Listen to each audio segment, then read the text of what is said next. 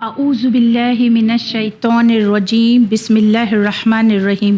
السلام علیکم viewers, Sunday مدرسہ میں آپ کا استقبال کرتی ہوں اور امید کرتی ہوں کہ آپ نے بہت اچھے سے گھر پہ بیٹھ کے سورہ مطففین کی آیت کی پریکٹس کیا ہوگا اور اسے پڑھا ہوگا۔ جیسے کہ آپ کو یاد ہے کہ ہم نے پچھلے درس میں پچھلے ایپیسوڈ میں سورہ مطففین کو اسٹارٹ کیا تھا اور اسے الگ الگ کر کے بھی پڑھا تھا اور پھر ایک ساتھ پڑھا تھا ہم نے۔ تو اسی کے ساتھ کیونکہ امید ہے کہ آپ بچے اسے بہت اچھے سے اس آیت کو پڑھے ہوں گے۔ جیسے آپ کو پتہ ہے کہ سورہ مطففین بھی مکی سورہ ہے اور اس میں ٹوٹل 36 آیت ہے اور ہم نے 12 آیت تک اس کو اچھے سے پڑھ لیا تھا۔ تو چلیے آج ہم 13 آیت سے اسٹارٹ کرتے ہیں اپنا سورہ مطففین۔ بسم اللہ الرحمن الرحیم۔ ہماری جو 13 آیت ہے، الف زیر ای، ذال الف زبر زا، ایزا، تا پیش تت، لام کھڑا زبر لا، تت لا، عین زبر آ، لام یا زبر لے، علیہا زیر ہی، علیہ، الف کھڑا زبر آ، یا کھڑا زبر یا، آیا، تا پیش تو، آیا تو، نون الف زبر نا، آیا تو نا، قوف الف زبر کو، لام زبر لا، قولا، الف زبر آ، سین الف زبر سا، اسا، تو یا تی، اساتی، رو لام پیش رل، اساتی رل، الف واو زبر او، واو زبر وا، اووا، لام یا نون لین، اولین۔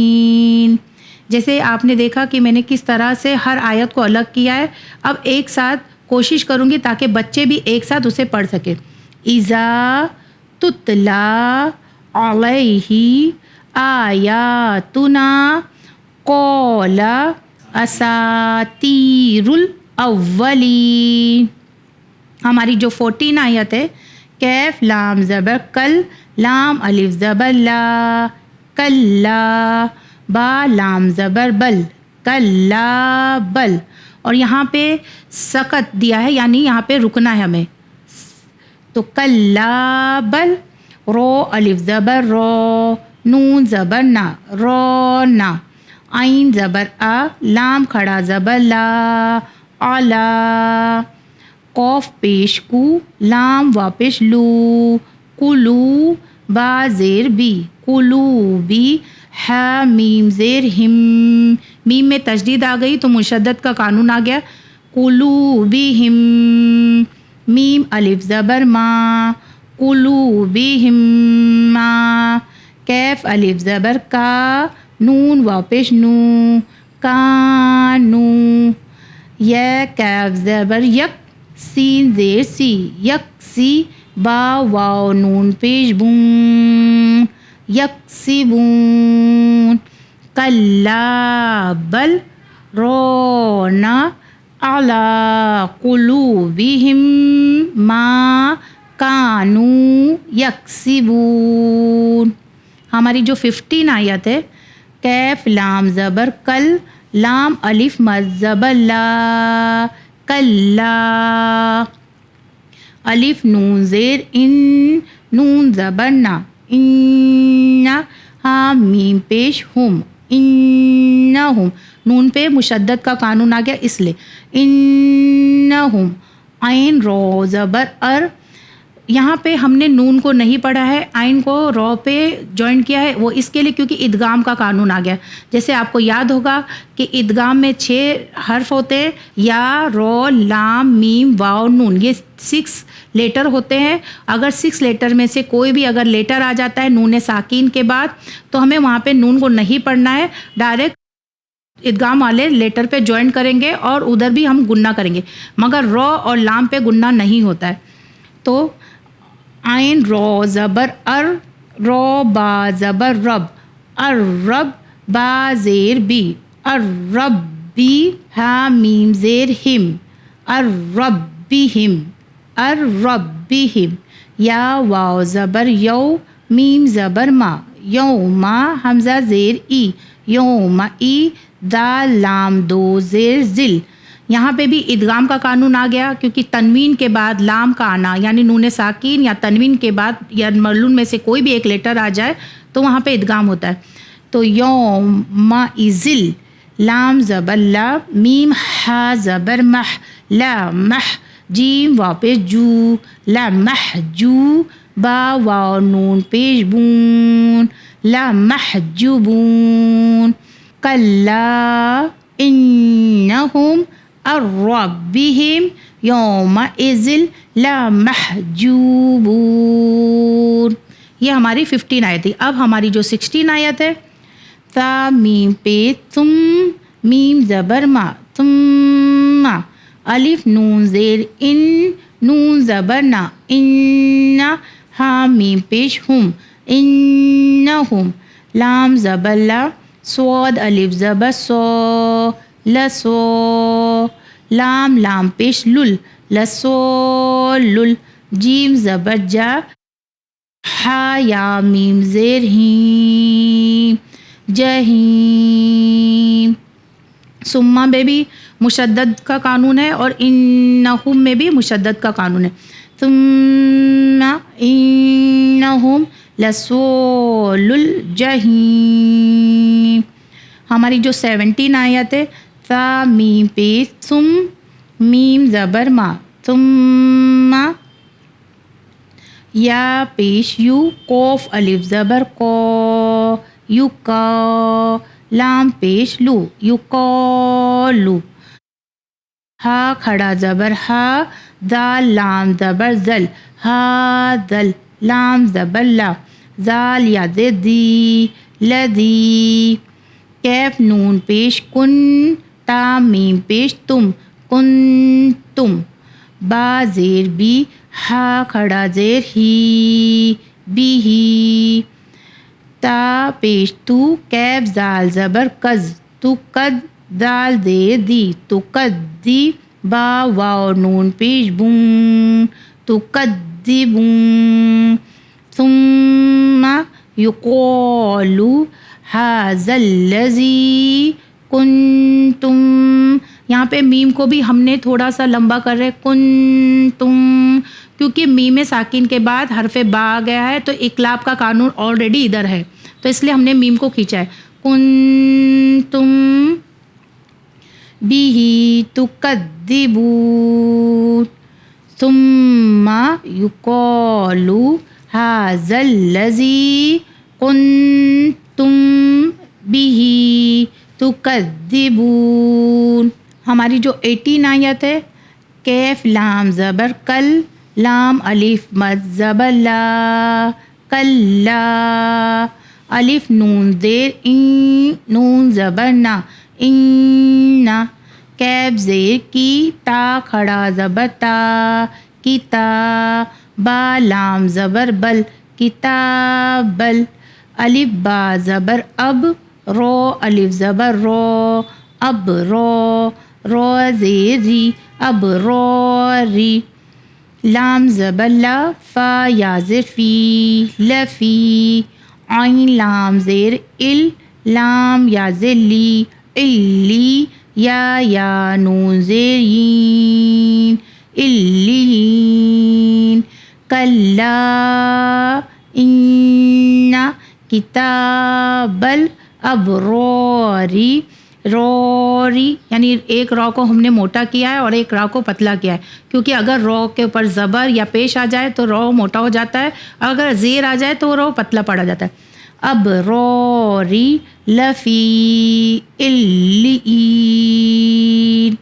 ہماری جو 19 آیت ہے واو زبر وا میم الف مد زبر ما و ما الف دال زبر اد رو کھڑا زبر رو اد رو کیف زبر کا اد رو کا میم الف زبر ما عین لام زیر ال لام یا زیر لی اللی یا واو نون پیش یون اللیون وما ادراک ما اللیون. ہماری جو 20 آیت ہے کیف زیر کی تا کھڑا زبر تا کتا با میم دو پیش بم کتابم میم رو زبر مر کتابم مر قاف واو میم پیش کم مرکم کتابم مرکم کتابم مرکم، یعنی بم میں بھی ادغام والا قانون آ گیا. اور یہاں پہ دیکھیے جیسے وف کے اوپر لام الف دیا ہے تو ہم کنٹینیو بھی کر سکتے ہیں اور اسٹاپ بھی کر سکتے ہیں، مگر ہم نے یہاں اس آیت پہ اسٹاپ کیا ہے. کتابم مرکوم. یا شین زبر یش ہا زبر ہا یش ہا دال پیش دو یش ہدو ہا لام پیش ہل یش ہدو ہل میم پیش مو قاف رو زبر کر مکر رو زبر را مکر را با واو نون پیش بون مقربون یشہدوہ المقربون. ہماری جو 22 آیت ہے اور جو لاسٹ آیت ہے الف نون زیر ان نون لام زبر نل انل الف با زبر اب رو الف زبر رو انل اب رو زبر اب را لام زبر لا فا یا زر فی لفی نون زبر نا عین یا میم زیر این نا این الابرار لفی نعیم. ہماری جو 23 آیت ہے عین زبر آ لام لام زبر لل علل الف زبر آ رو الف مد زبر رو ارو علل ارو حمزہ زیر ای کیف زیر کی اکی علل ارو اکی یا نون زبر ین زو پیش زو ین زو رو واو نون پیش رون ین زورون علل ارائکی ینظرون.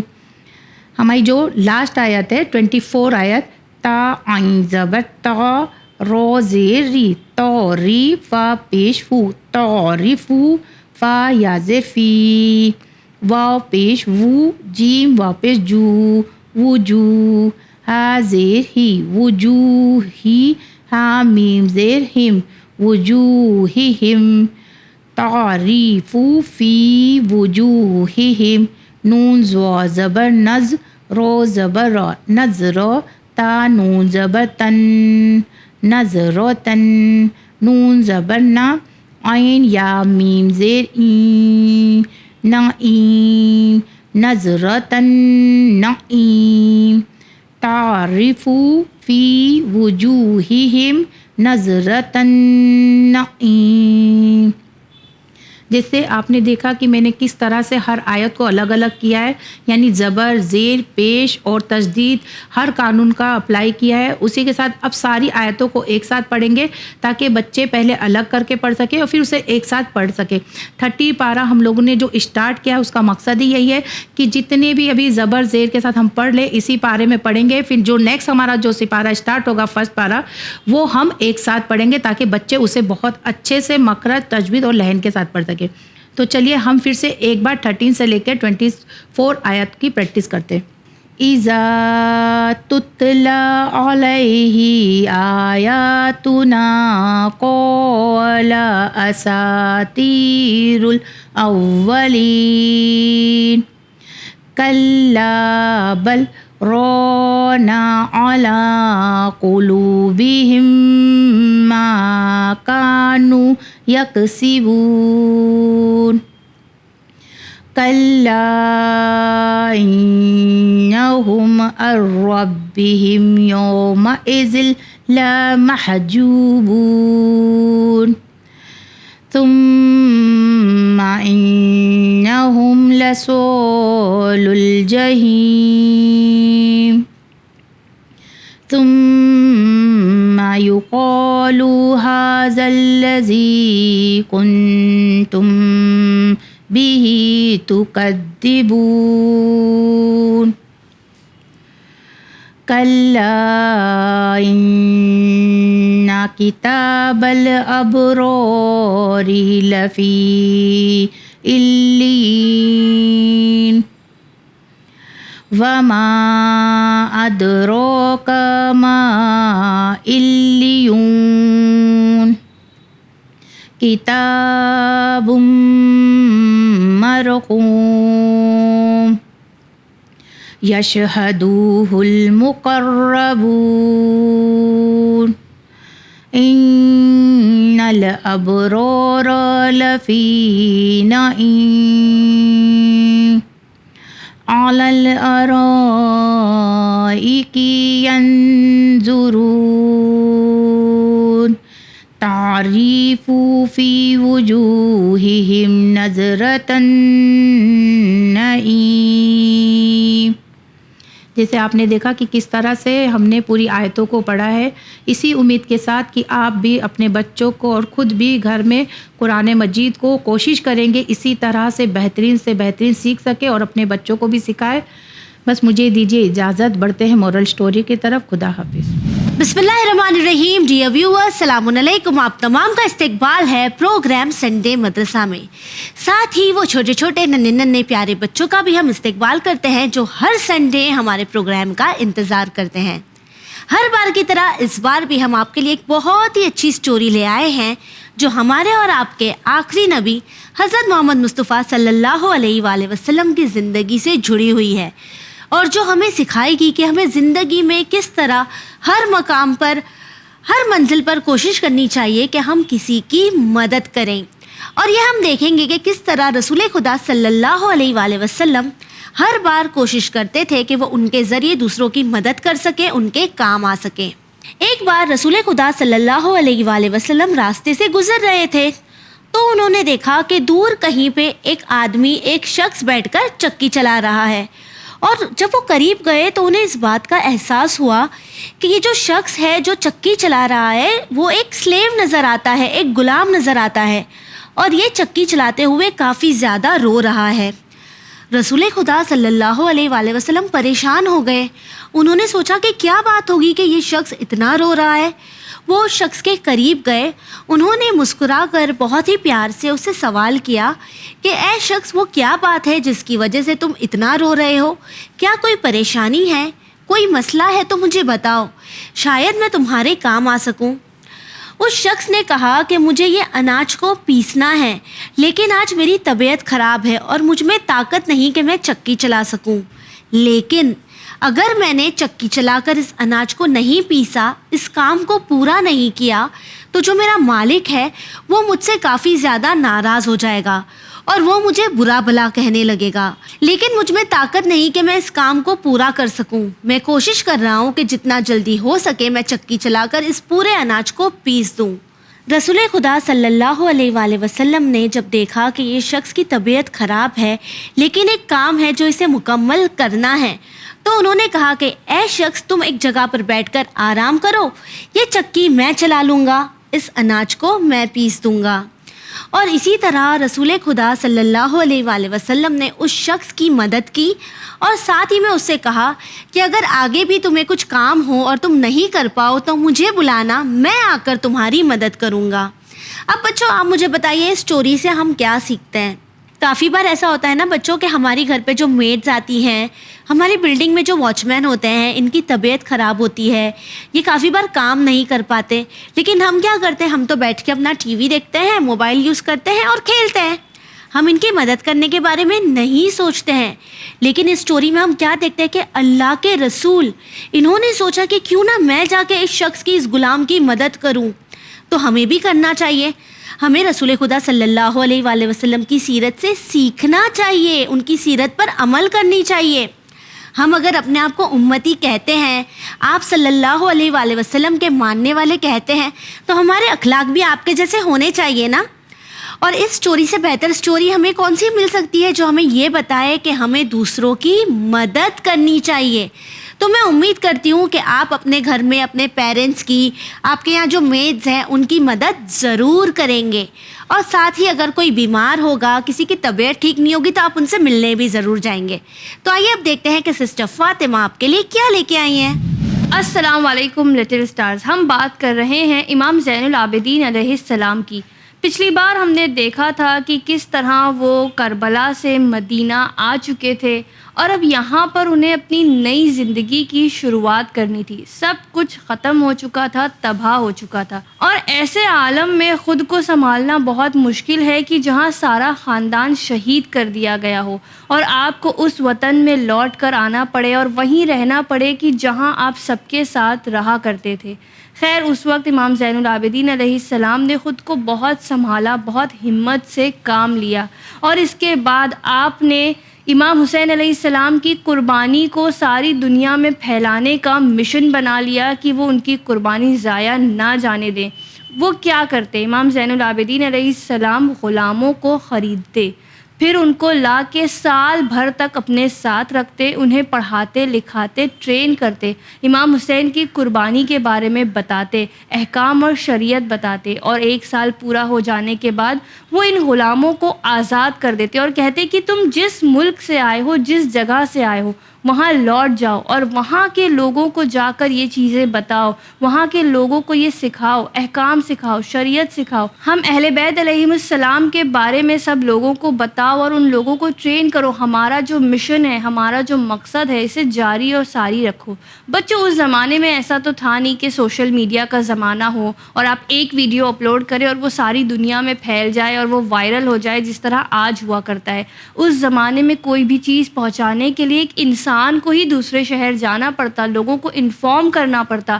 تو یہی امام نے کیا کہ وہ بہت سارے لوگوں کو خریدتے, انہیں ٹرین کرتے, اس کے بعد انہیں پھیلا دیتے ساری دنیا میں کہ جاؤ اور وہاں جا کر ہمارا مشن پروموٹ کرو. اور اس طرح امام علیہ السلام اپنی زندگی گزر بسر کر رہے تھے. وہ اپنے دادا کی ہی طرح, ان کی عادت تھی کہ وہ رات کے وقت بوری میں اناج یا کھانا پینا بھر کے لوگوں کے گھروں تک پہنچایا کرتے. امام علیہ السلام کا صبر کیسا تھا, یہ تو کربلا میں ہم سب نے سنا ہے, جانا ہے. اس کے بعد جب کوئی اتنا برداشت کر چکا ہو, اس کے بعد یہ ہوتا ہے کہ اس کا صبر ختم ہو جاتا ہے. لیکن امام علیہ السلام, ان کے تو صبر کا ہم اندازہ لگا ہی نہیں سکتے. ایک وقت کا واقعہ ملتا ہے کہ ان کی کنیز سے گرم کھولتا ہوا پیالہ, جو سالن کا پیالہ ہوتا ہے, وہ ان کے کسی بچے کے اوپر گر گیا اور وہ بچہ اس سے جل گیا. ایسے وقت میں وہ کنیز بہت زیادہ گھبرا گئی کہ اب امام پتہ نہیں میرا کیا کریں گے. اور اگر ہم خود ہوں, ہمارے جو ہاؤس ہیلپس ہیں, ہماری جو میڈز ہیں, اگر ان سے یہ غلطی ہو جائے تو ہم کتنی بڑی بگ ڈیل کریں گے, ہم انہیں کتنا چلائیں گے, باتیں سنائیں گے, کام سے نکال دیں گے, نہ جانے کیا کیا کریں گے. امام علیہ السلام اس سے پہلے کہ کچھ کہتے, اس کنیز نے فوراً یہ آیت پڑھی کہ وہ لوگ جو اللہ کی راہ میں صبر کرتے ہیں اور غصے کو پی جاتے ہیں تو پھر اللہ بھی ان کے ساتھ مہربانی سے پیش آتا ہے. یہ سنتے ہی امام علیہ السلام نے اس کنیز سے کہا کہ میں نے تمہیں آزاد کیا. نہ اسے ڈانٹا, نہ اسے کوئی سزا دی, نہ اسے غصہ کیا, بالکل بس امام علیہ السلام نے اسے یوں ہی جانے دیا. بچوں, آج کے ایپیسوڈ میں اتنا ہی. اگلے ایپیسوڈ میں ہم دیکھیں گے کہ امام زین العابدین علیہ السلام نے اور کیا کچھ اپنی بقیہ زندگی میں کیا. ابھی مجھے دیجیے اجازت. دیکھتے ہیں سسٹر سکینہ کون سے سورے کی تفسیر لائی ہیں. السلام علیکم بچوں, آج کے ایپیسوڈ میں ہم سورہ رحمان کی تفسیر کو ڈسکس کریں گے. سورہ رحمان قرآن کا 55 نمبر کا سورہ ہے اور اس سورہ میں ٹوٹل 78 آیتیں ہیں. یہ سورہ آپ کو 27 پارے میں ملے گا اور یہ ایک مدنی سورہ ہے, یعنی یہ سورہ مدینے میں نازل ہوا تھا. ہم نے اس سورہ کی آیت نمبر 1 سے لے کے 26 تک پچھلے ایپیسوڈ میں ڈسکس کر لیا ہے, تو آج ہم آیت نمبر 27 سے کنٹینیو کریں گے. تو آئیے آج کی تفسیر کو سٹارٹ کرتے ہیں. بسم اللہ الرحمن الرحیم.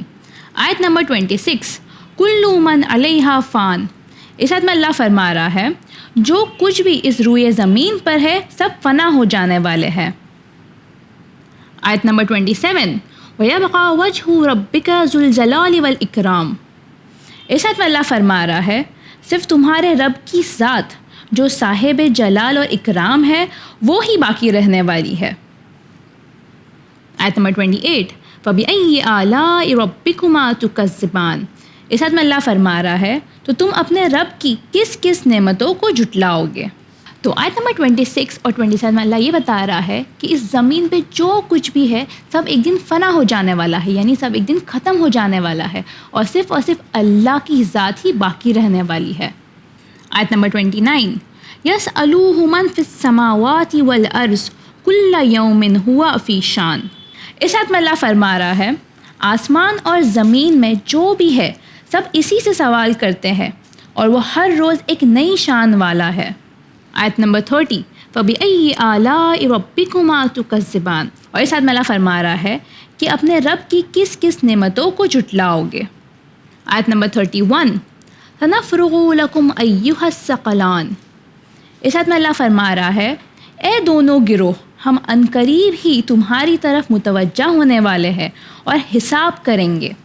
آیت نمبر 32 فَبِأَيِّ آلَاءِ رَبِّكُمَا تُكَذِّبَانِ، اس آیت میں اللہ فرما رہا ہے تو تم اپنے رب کی کس کس نعمتوں کو جھٹلاؤ گے۔